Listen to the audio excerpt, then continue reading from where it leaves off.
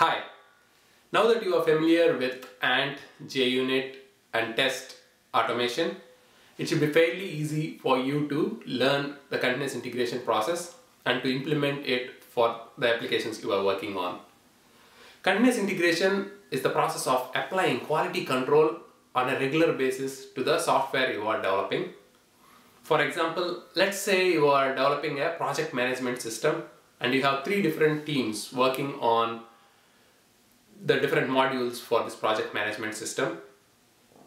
Once you implement the continuous integration process for this application, these tools like Hudson or Cruise Control will pull the code out of your version control systems like ClearCase or CVS on a regular basis, and they will run the Ant scripts to compile your classes for your application. They will also compile all the JUnits or the test classes for your application and will run all the test cases to make sure all the tests will pass, and if they do, they will package your application classes and the configuration files into WAR files and EAR files using the build scripts again, and they will also deploy your application onto application servers like WebLogic or WebSphere.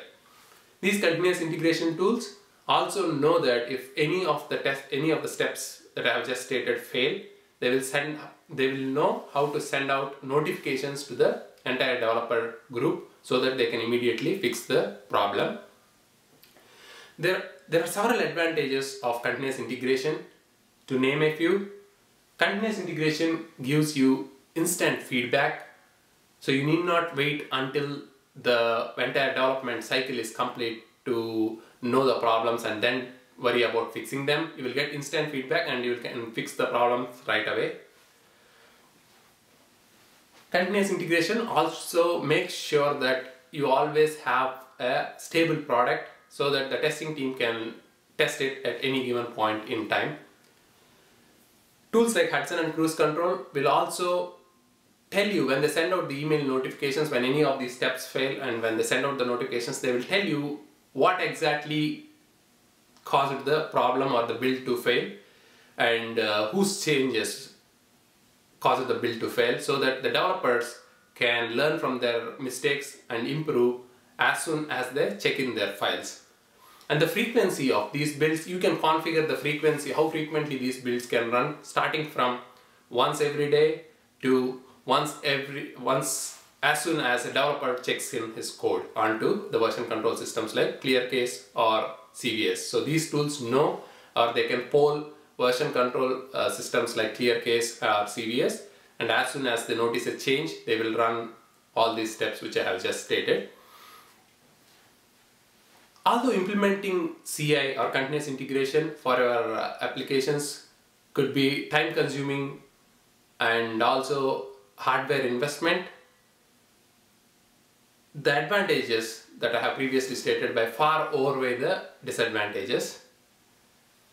To summarize, you now know what a continuous integration tool is, or what a continuous integration process is. It is the process of applying quality control on a continuous basis to the product under development.